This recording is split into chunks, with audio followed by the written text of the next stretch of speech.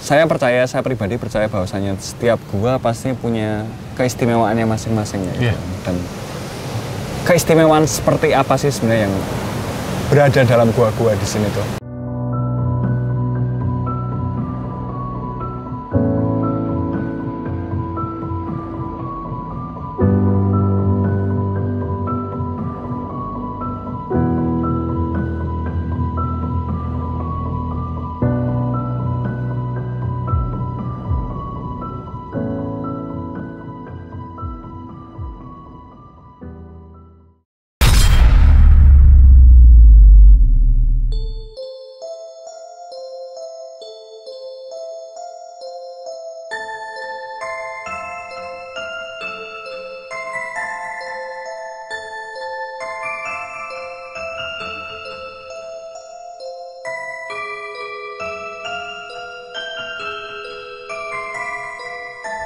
Halo Sobat Javanica, bisa kalian lihat sekeliling kita sudah mulai gelap dan kali ini kita memasuki sesi malam hari dari Alas Purwo.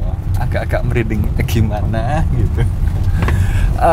Sesuai dengan yang kita obrolin di situs tadi ya Om ya, bahwasanya perjalanan kita kali ini memang tidak ada planning mau kemana-kemananya, jadi memang biarkan angin menuntun kita kemana-kemananya. Jadi ya surprise by surprise lah ya Om ya. Iya, nanti kita temukan spot di mana kita berhenti gitu aja Mas. Soalnya ini kan sangat luas dan seperti yang tadi sudah kita sampaikan, kita di situ lebih ke merasakan nuansa dan residual energinya. Jadi apa yang kita temukan yaitu akan kita bahas di sini. Ya, tapi mungkin kalau untuk spot pertama ini mungkin kita akan membedah dari definisi dari Alas Purwo itu sendiri sebagai hutan pertama, yang artinya hutan ini sudah sangat-sangat lama berdiri, mungkin sejak zaman prasejarah sudah ada yang jauh sekali ya. Dan konon katanya juga di Alas Purwo sendiri memiliki banyak gua. Biasanya kan kalau yang sering nampak di internet kan beberapa gua yang terkenal kan ada gua Istana, gua Mayangkara sama gua Padepokan, tapi sebenarnya Alas Purwo sendiri menyimpan banyak gua dan yang mungkin masih jarang dibahas ya Om. Iya, dan ini yang nanti akan kita kunjungi. Jadi beberapa lokasi itu justru yang sedikit sekali orang mengenal, dan juga secara sumber literatur juga jarang, masih sedikit, termasuk sumber-sumber yang ditemukan di internet lah, gampangnya demikian gitu. Ya mungkin itu ya menurut kami semua itulah sebuah misteri yang mungkin cukup asik untuk diturut aja lah, berarti diturut lah nanti perkara nanti ketemu apa enggak ketemu itu kan emang yo wis suratan alam, udah takdir apakah Istana Jawa akan menemukan gua-gua yang seperti apa, terus ikuti aja pokoknya perjalanan kita malam ini. Dan habis ini kita, kalau nggak salah sih waktu itu kita waktu survei sempat ketemu gua, semoga kita kesana guanya nggak hilang. Nggak, saya bercanda, saya nggak berani bercanda di tempat-tempat kayak gitu. Jadi simak terus perjalanan kita teman-teman semuanya. Habis ini kalau sebentar kita udah berhenti bisa masuk, kita lanjutin lagi. See you. Oke, ditunggu.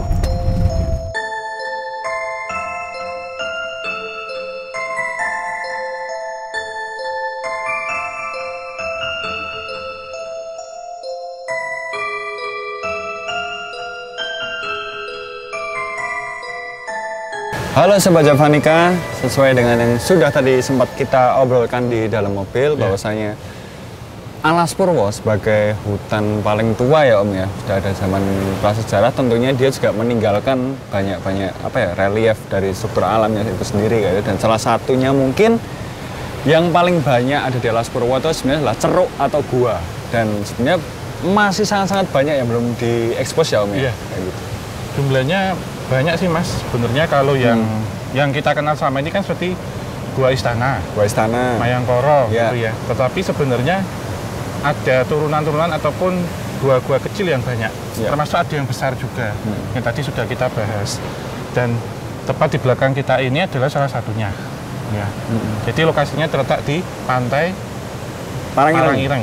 Dan pertanyaanku ya Om ya, mungkin kalau kebanyakan gua yang ada di Alas Purwo, kebanyakan orang mengenal Gua Istana, Gua Mayangkara, dan Gua Padepokan karena memang itu adalah satu area ya gitu. Tapi kan saya pribadi percaya bahwasanya setiap gua pasti punya keistimewaannya masing-masing ya. Dan keistimewaan seperti apa sih sebenarnya yang berada dalam gua-gua di sini tuh? Ini semua ya Mas ya, jadi mendasar ya. Kenapa tempat ini dipilih seperti itu? Karena terbentuknya dari gugusan. Kalau kita lihat di sepanjang garis pantai selatan itu sudah ada di zaman prasejarah. Untuk manusia-manusia ini ya Mas, zaman dahulu itu mereka memilih untuk menetap ataupun untuk tinggal itu memang mencari ceruk untuk sementara. Kemudian setelah ini berjalan dibuka dan juga tempat-tempat ini karena sifatnya nomaden ya, berpindah-pindah, juga mereka mengisahkan waktu itu. Ada beberapa yang secara di era itu ya, yang masih primitif. Kalau saya lihat ini lama banget Mas, jadi treknya itu berapa puluh ribu tahun yang lalu gitu. Jadi panjang gitu. Kalau saya lihat beberapa orang keluar, kemudian menuliskannya itu dengan pahatan di era-era megalitikum juga. Terus ini kan warnanya hitam Mas. Iya. Kemudian seperti digambar. Seperti ada yang berburu, kemudian macam-macam itu digambar di dalam ini. Setelah memasuki era klasik Hindu-Buddha, tempat ini kemudian menjadi tempat untuk menenepi. Dan banyak dari tempat-tempat itu selain dipergunakan oleh leluhur kita, juga yang dari astral Mas. Jika maaf kita sebut jin, sifatnya tidak hanya untuk tanah Jawa, tidak hanya untuk Nusantara, tetapi seluruh dunia bahkan yang masuk ke situ. Sehingga istana-istana yang dimaksud adalah gabungan dari istana makhluk astral seluruh dunia. Gitu. Jadi dari manapun berada gitu, termasuk padepokan dan macam-macam di situ. Kalau kita lihat di beberapa jurnal, artikel itu kan beberapa petinggi-petinggi bangsa. Tetapi sejatinya banyak sekali Mas. Dan ujiannya memang luar biasa. Kalau kita lihat dulu pernah kita ke Gua Cermi. Iya, Gua Cermi. Di sini pun juga kalau saya kemudian ditarik untuk menceritakan di dalam sini. Lokasinya dekat dengan pantai. Bahkan dahulu Mas, air laut itu masih sampai sini dan ini masuk seperti Gua Cermi. Jadi ada satu seperti ruang di dalam gitu, dan dihuni banyak kelelawar. Tapi kalau bagi kaum spiritualis ini, mungkin pertanyaan kita sebagai orang awam kayak gitu.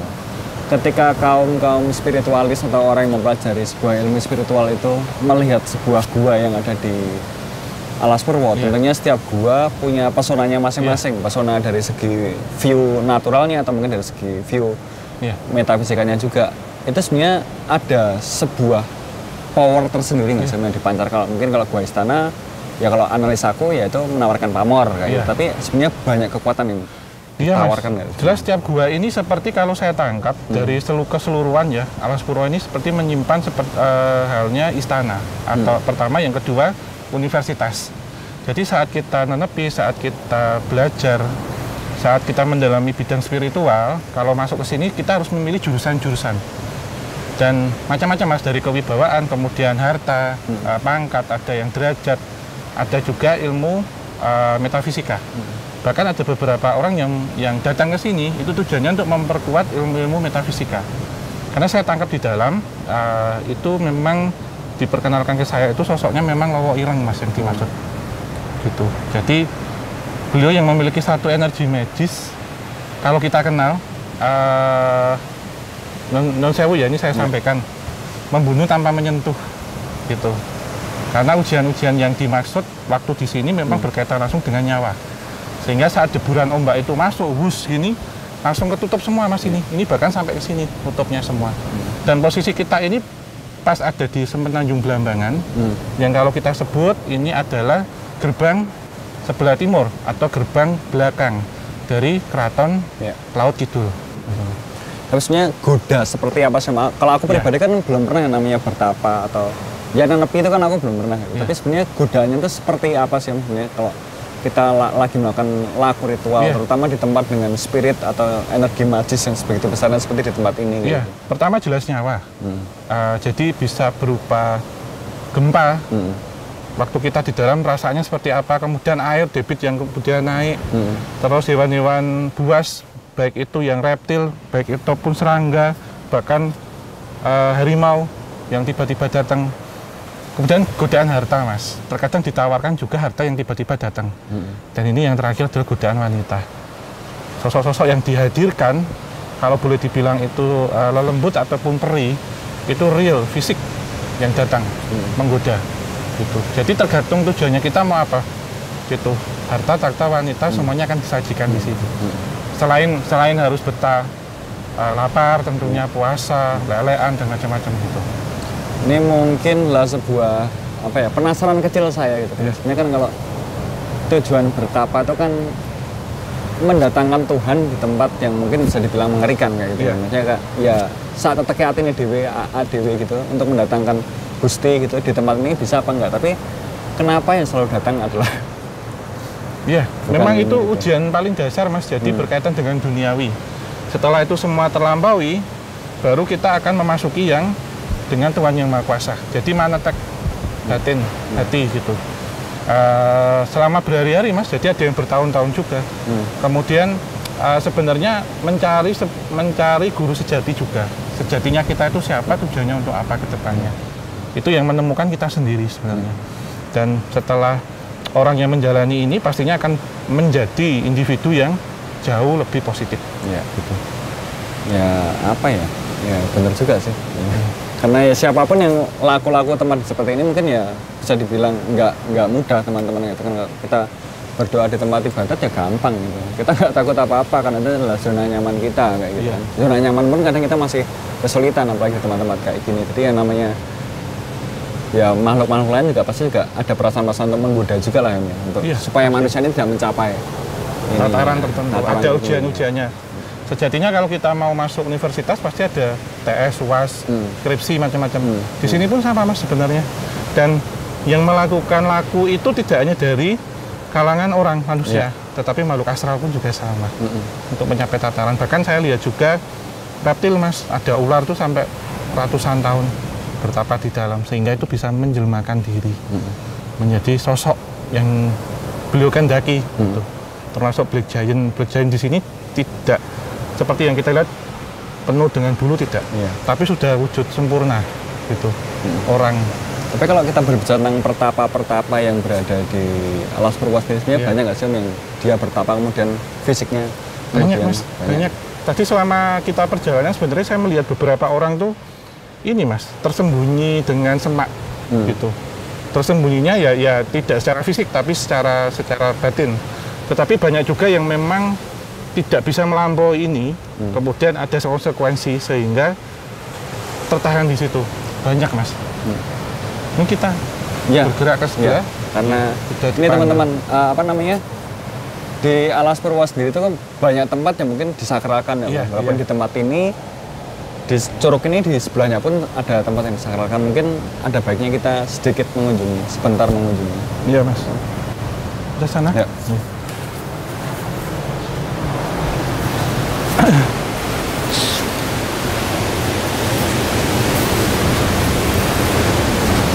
Ini agak basah-basahan sedikit ya teman-teman.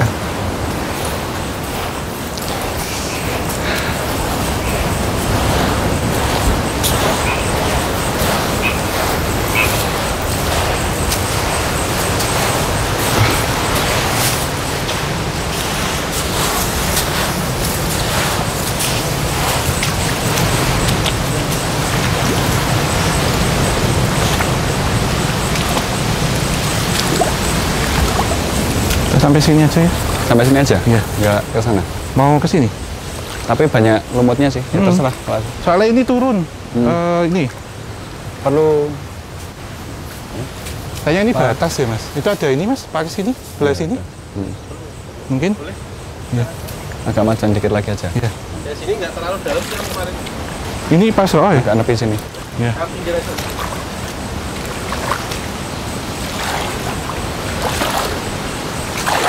Kita naik. Ya.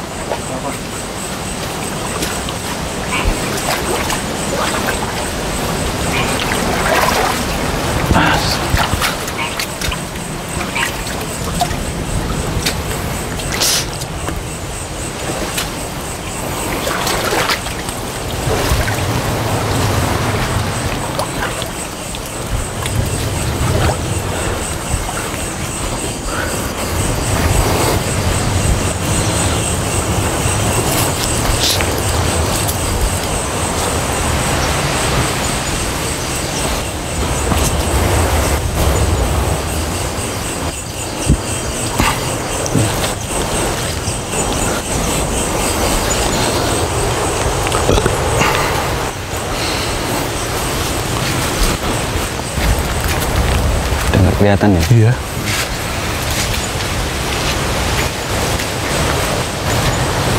Ya teman-teman, ini kita sekarang sudah sampai di salah satu tempat yang disakralkan oleh masyarakat sekitar di samping dari tadi Ceruk atau Gua Lowo itu sendiri. Kalau boleh nanya, ini tempat apa? Ya.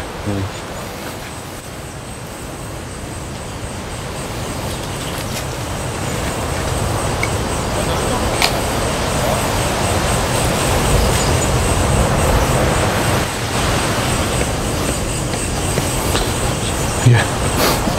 Jadi berkaitan dengan menyambung yang sana ya Mas ya. Ya. Di sini pun juga beberapa tempat dipergunakan untuk berkomunikasi. Itu dengan beliau yang dari pantai selatan. Itu. Memang dahulunya Gusti Kanjeng Ratu Kencana Sari itu kalau mengirimkan stafnya Mas, itu di sini Mas. Termasuk ini menjadi panggung ataupun menjadi altar itu untuk pertunjukan-pertunjukan, termasuk tari-tarian juga, karena menghadapnya ke sana. Dan mungkin bisa disorot ke sana, kita lihat sebentar.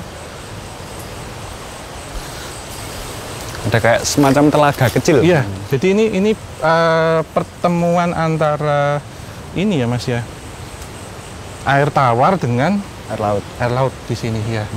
Dan tempat ini juga masih disakralkan Mas sampai hari ini.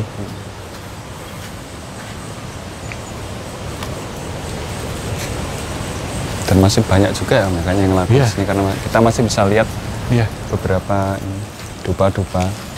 Iya, apalagi kan kemarin juga musim-musim seperti ini ya Mas ya. Jadi banyak orang kemudian ke sini juga mengalap berkah, termasuk bersemedi juga yang saya lihat.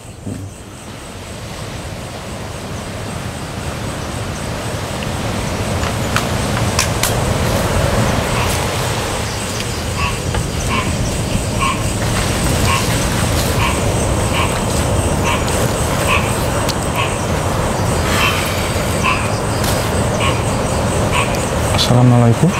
Waalaikumsalam. Saya separuh ini ya, beliau berkomunikasi, meminta untuk mediumisasi, tapi saya hanya tangan kanan. Gimana? Biar siro mrene, menggone eyang tujuannya ngopo? Tujuannya kangge niki mah, nguri-nguri kabudaya. Nggih. Aku diutusi karo sing nang kene. Lewat Rebo bocah iki.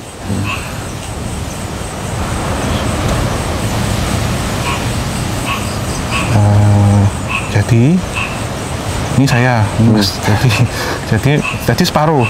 Saya masih menggunakan badan saya, cuman beliau ini memperkenalkan karena tangan saya kemarin sejak dari yang pertama itu memang ini tidak akan menjadi pemandu nanti. Jadi memperkenalkan dengan Kiai jenggot ireng. Jadi jenggotnya itu panjang Mas, ini panjang segini, dan menanyakan tujuannya ke sini untuk apa. Saya jawab, saya dengan Mas Genta itu untuk meneruskan kabudaya, karena sekarang sudah lupa. Karena juga ada rumor yang menyebutkan ke sini itu negatif gitu. Dan ini beberapa orang yang datang ke sini itu beliau mengendika kalau kotor gitu kemudian, karena untuk tujuan yang seperti kita ketahui untuk mencari harta gitu, macam-macam.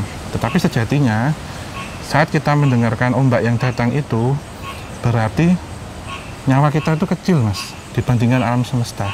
Kita harus mengingat kebesaran Tuhan yang Maha Kuasa. Bagaimana bila dibayangkan kemudian tebing ini runtuh ataupun ombak itu sampai sini, itu kita merasakan kecil. Karena saat kita mempelajari ilmu yang besar, tatanan yang kemudian lanjut, maka kita sejatinya kecil di alam semesta.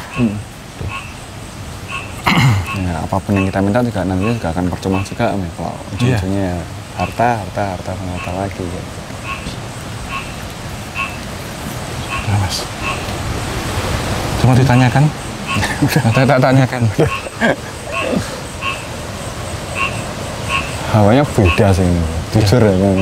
Jadi ini memang gini Mas, tadi yang jenggot ireng ada di posisi sini. Nanti saat pindah, sudah terinterkoneksi. Jadi oh ini rombongan ini mau ke sini karena di sini diminta untuk membuka mas. Jadi ketika kita tadi sudah menyampaikan tujuannya, insya Allah di sana nanti sudah kita akan bertanya karena berkaitan dengan legal saat kita masuk. Gitu. Kalau waktu itu kita sempat pernah datang ke sini ya, Om ya. Kayak kita melihat ini seperti telaga yang mungkin kalau dilihat mungkin elok ya pemandangannya. Tapi apakah aku nggak tahu dari segi dunia yang lain, apakah mungkin tempat ini pernah jadi tempat mandinya bidadari dan iya. Ini mas lihat posisi tangan. Iya. Jadi begini mas. Dahulu penari-penari itu mandinya di sini. Tetapi kalau saya lihat masih eranya itu jauh. Jadi di era-era ini, era-era klasik. Jadi antara abad ke-13 sampai abad ke-16. Karena tempat ini memang sejatinya untuk pagelaran tari yang ada di pantai selatan. Prosesi untuk padusannya, untuk mensucikannya juga di sini. Gitu mas. Itu penasaran Pak Jasim karena waktu siang-siang kita sampai datang sini memang pemandangannya bagus banget. Iya. Wes, teman-teman, mungkin setelah ini kita sudah mengunjungi tempat yang pertama karena Alas Purwo masih luas dan waktu kita juga masih panjang, masih banyak juga. Dan setelah ini kita akan lanjut lagi. Mbah, ajeng titip salam.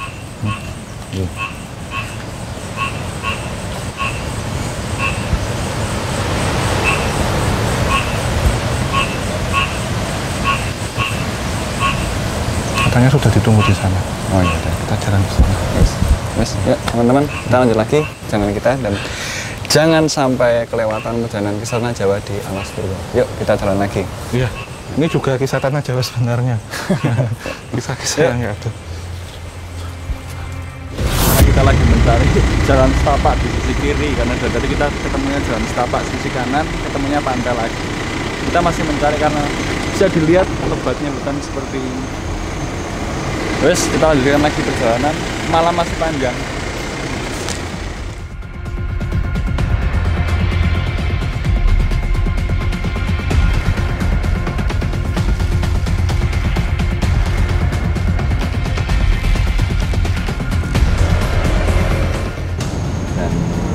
Ya, karunia Tuhan yang Maha Besar telah mengantarkan kita ke kampung nelayan.